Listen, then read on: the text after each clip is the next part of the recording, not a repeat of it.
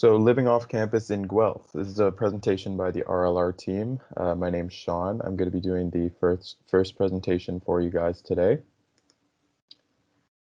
So to kick it off, some things that you guys should consider in your housing search. First and foremost, you should consider your budget.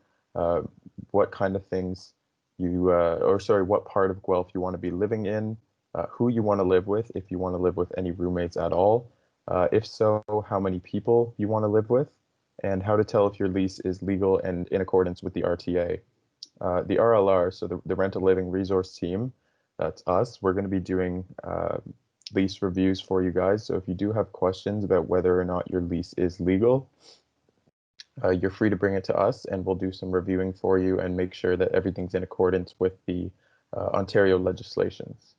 So these are some things that you should just start brainstorming about, even if you haven't really gotten into thinking about living off campus yet, or if you're just getting started in your housing search, these are some good places to start.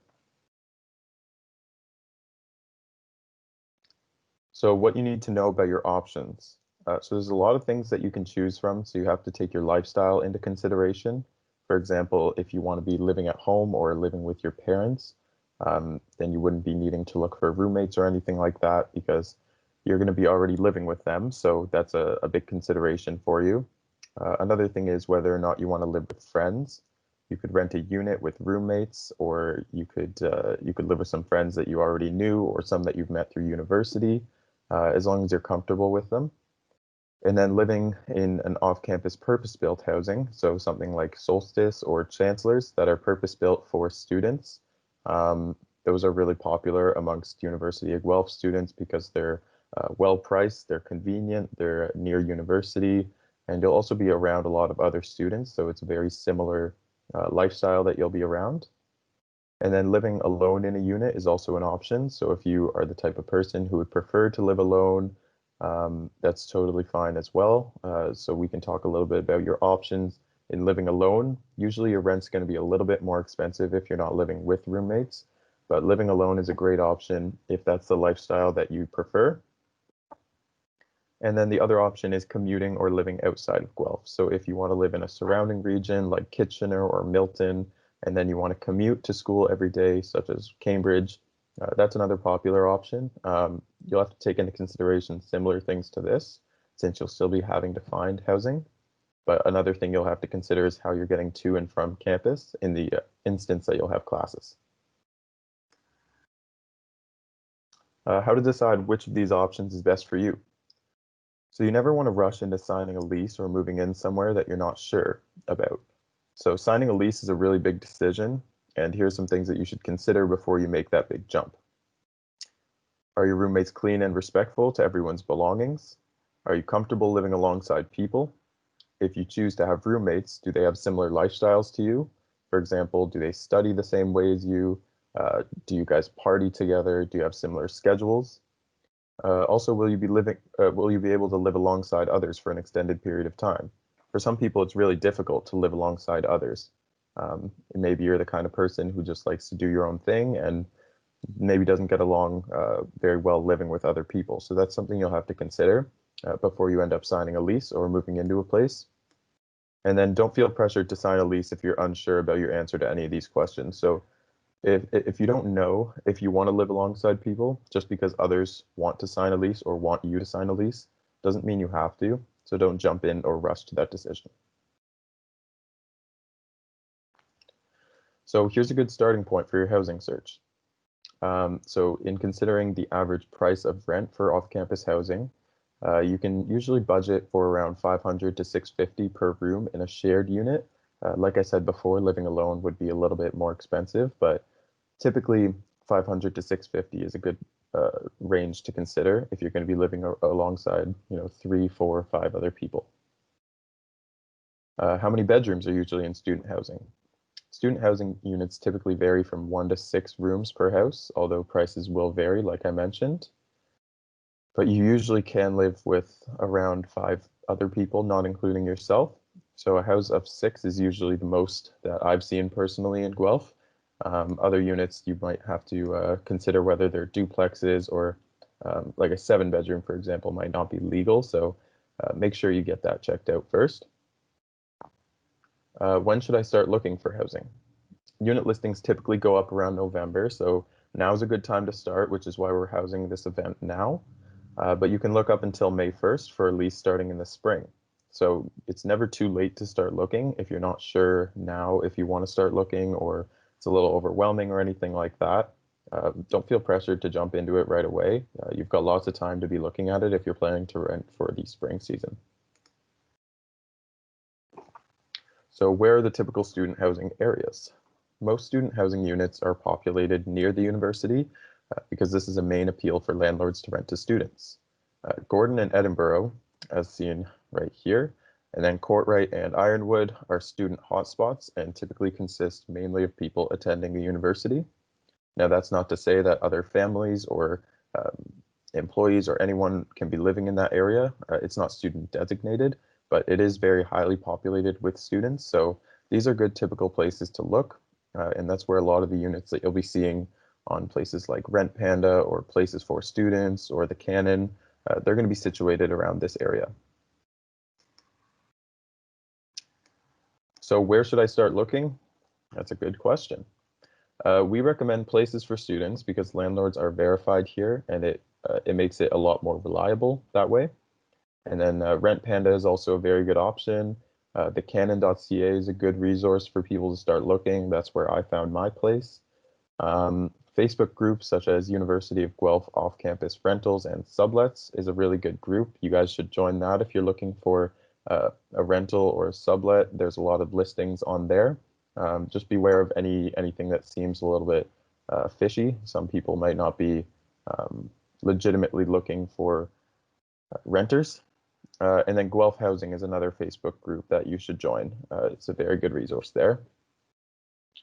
Beware of places like Kijiji and Craigslist because they're easily fraudulent and they might not be reliable. So whenever you're looking at places, just beware of Kijiji and Craigslist because it's not really guaranteed that that's going to be a legitimate listing. So that's a pretty good segue for what I'm going to talk about next, and that's being safe and responsible in your search. So when you're getting started looking for a place, you want to make sure that you're being as responsible as possible and you're not getting scammed or you're not getting yourself into a situation which might not be safe. So beware of tenancy scams and illegal leases. Some red flags to watch out for is not seeing the unit before providing a deposit, not meeting the landlord prior to giving a deposit, a higher deposit than the legal amount, which is 1 month's rent and nothing more, being told you don't need a lease or you don't need your lease reviewed by an objective source like a lawyer, parent, or the RLR peers, being told that the landlord is out of the country and cannot meet to show the unit, being asked for confidential or sensitive information, and being rushed to sign a lease or make a decision. So all of these things can be a little bit concerning in your housing search. Not all of them are guaranteed that you're getting scammed or you're putting yourself into a dangerous situation, but they are red flags, so you should watch out for things like this in your search. And if you do have a question about any of these things or you're not sure if you might be getting scammed or putting yourself into a bad position, again, feel free to book an appointment with the RLR peers and we'll be happy to talk to you guys and let you know what we think about your situation. Now, unit safety facts and important notes. So these are going to be some pretty important things to consider in your search and also just to know about housing, specifically student housing. Units in Guelph with more than 4 tenants have to be registered with the city. You want to ensure that any unit that you're considering renting has a working smoke alarm and carbon monoxide alarms. These are really important and required by law. Ensure that you have at least 2 safe ways to exit the unit in case of a fire. If you or your housemates sleep in the basement, is there a big enough window or door leading directly outside for a safe escape? And if your unit has 2 separate kitchens, is it registered with the city? Sometimes duplexes or places with 2 separate kitchens might not be registered with the city and therefore wouldn't be legal. So you want to make sure that they are in accordance with the law. Now, if you're not sure about any of this, feel free to have an appointment booked and have your unit inspected by the city. I put the email down at the bottom here at tenantsafety@guelph.ca. And then I put the phone number here as well if you guys are interested in giving them a call to get your unit inspected. Now, what you guys need to know before you're signing a lease. The Ontario Ministry of Housing requires landlords to use the standardized lease if requested by the tenant. So if you guys request a standardized lease, then please just be aware that landlords are required to give this to you. And we'll be having a standardized lease entire day event later in the week. So if you guys are interested in learning a little bit more about the standardized lease, then feel free to attend that. Watch out for illegal clauses such as men or women only or no pets. Those aren't allowed to be in leases, and often they'll be void if they're put in a lease. Now they are pretty commonly put in leases. Like I see no pet clauses all the time. A lot of landlords just throw them in, or they don't even know that they're not allowed by law, but they are illegal. Now, the only deposit that's legal is the amount of 1 month's rent, which is applied to last month's rent. And this can't be applied for anything other than last month's rent. So it can't be applied to the first month, the 5th month, anything like that. It has to be applied to the last month rent, and your deposit can only be 1 month. It can't be, for any damages or anything. Your 1 month rent has to go towards your last month rent. Now, the rental living resource team in off-campus living can review your lease before you sign. So as I previously mentioned, before you sign any leases, we'd love for you to bring them to us just so we can review them and make sure that they're all in accordance with these regulations and making sure that you're not signing anything that might be illegal. Now I'm going to open up the floor for some questions from you guys now. And I'm going to stop sharing my screen so I can see you guys if you would like to turn on your cameras or ask me any questions. But yeah, the floor is yours.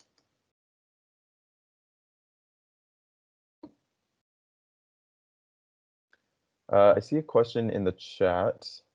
So Nicole, you asked, are most leases May to May? They don't have to be, but a lot of leases are May to May, just because that's a standard time for a lot of people to sign a lease.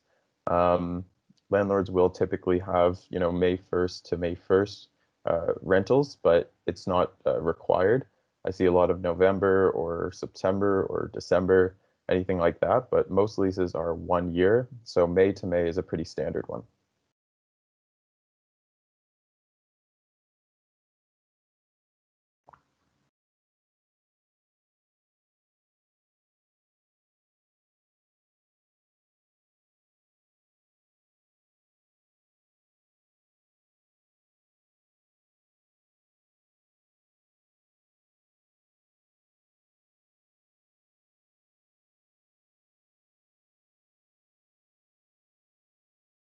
So Nicole asked, is there anything we can rent through the university?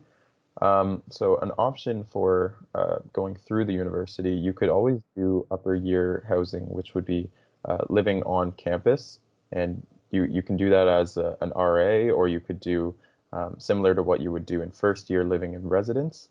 But for off-campus housing, there's just a lot of places that they do recommend, but nothing directly through the university. So most of the time you will have to consider looking for places yourself, so the university won't directly set up a place for you to live.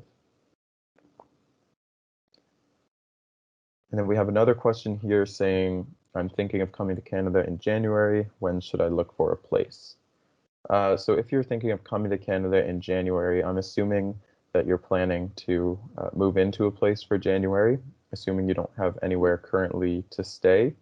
You should start looking right away because January is coming up in 2 months from now. So I would recommend getting started on that search right away, even just to know your options and see what's out there. Use some of the resources that we went over today, and I think that would be a really good place for you to start. Otherwise, you can always look right up until the time that you get here. It's just going to be a little bit harder to find a place last minute, if anything, but there are going to be leases and rentals that are starting in January. So if you're looking to move into a place, you can do that. Another thing you could do is sublet. So in those Facebook group chats that I noted, subletting is pretty common. So if you're looking for a quick move in, there's going to be a lot of January sublets, I think. Another question here is, would starting to look for houses in January be too late? No, looking in January wouldn't be too late because a lot of the time, right now, if you're looking for a May lease, you're not even sure who you want to live with. So looking in January isn't too late. Some of the houses might be off the market just from people who got in there pretty early, but that's not to say that you won't get a place. There's still going to be a lot of options for you. So no, January is not too late, but maybe just preemptively take a look just to consider some of your options ahead of time.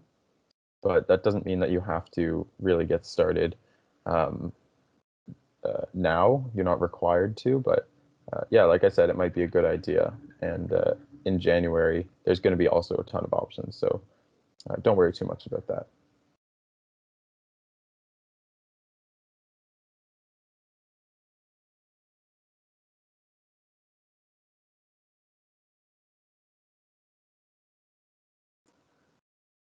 See, a couple other people are typing that. Lauren asked, is it easy to find roommates? So that's an interesting question because people find roommates in all different kinds of ways. So I think it depends on how you find them. So right now it might be a little tougher with COVID and everything to find roommates because the tough thing is being on res right now, on residence in first year, it's harder to meet people because you're not exposing yourself to big groups of people at one time. So you might not be meeting as many people, or you might not even be living on campus. So that might be a pretty hard way to find roommates. But a good way to find roommates is just to make a posting or listing on the Facebook group chats and say, hey, I'm looking for a couple roommates to move into a place starting on X date. And there's often a lot of people in the same situation as you.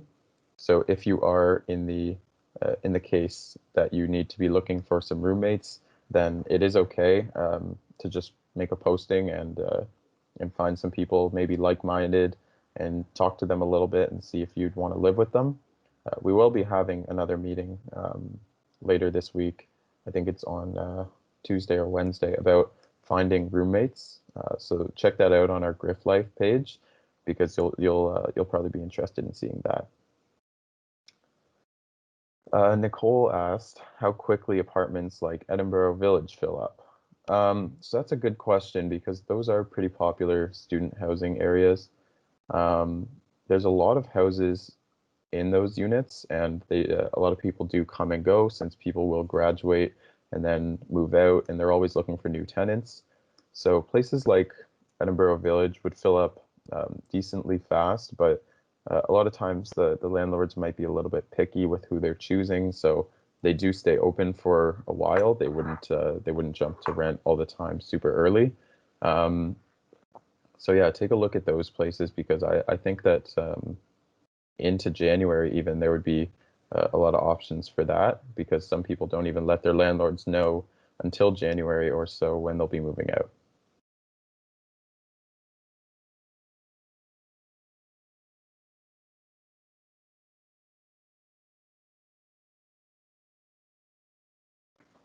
Does anyone else have any other questions that you can think of?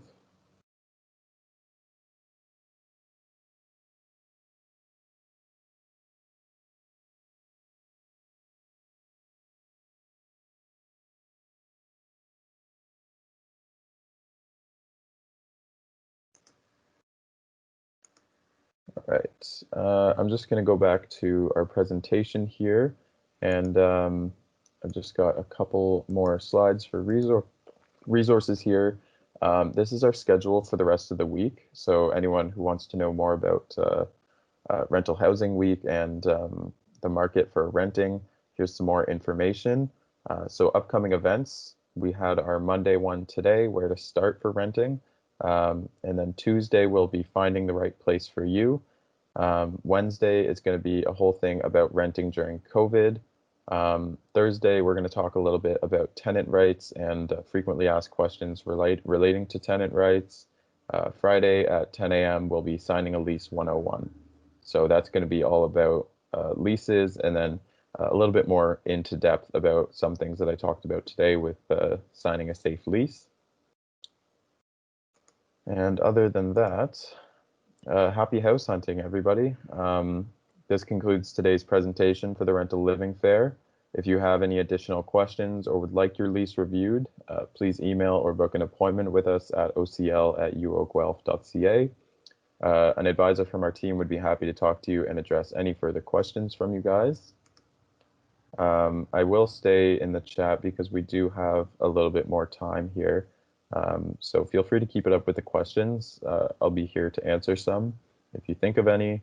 I see there's a couple people still typing in the chat right now, so I'll wait until you guys get your questions through, and I'll be here till the end.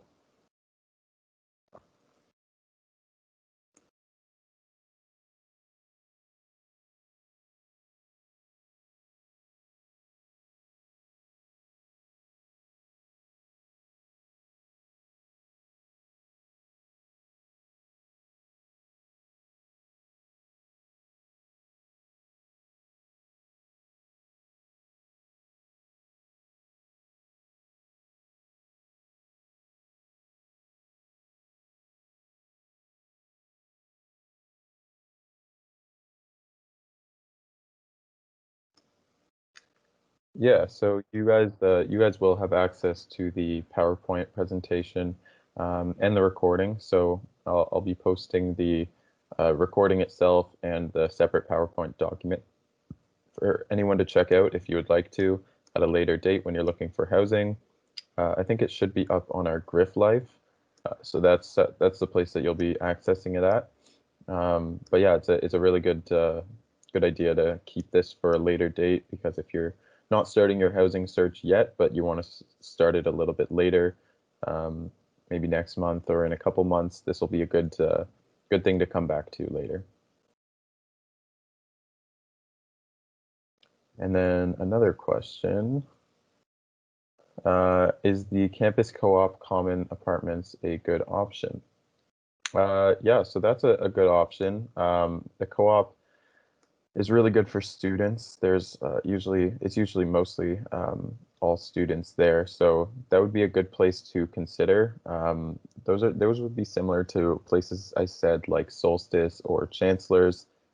There's usually a lot of students living there, so maybe check that out. I think the rent might be a little bit higher for the campus co-op than usual, but I could be wrong in that. So yeah, just double check there.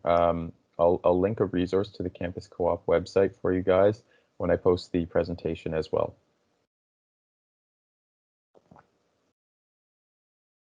Thanks, Leora, for coming out.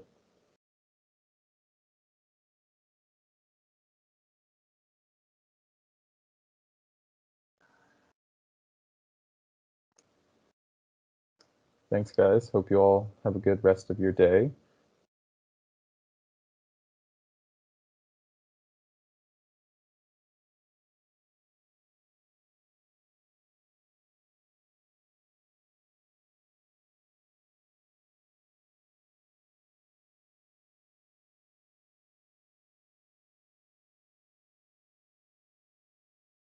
If anyone still in here has some questions, I'll stick around.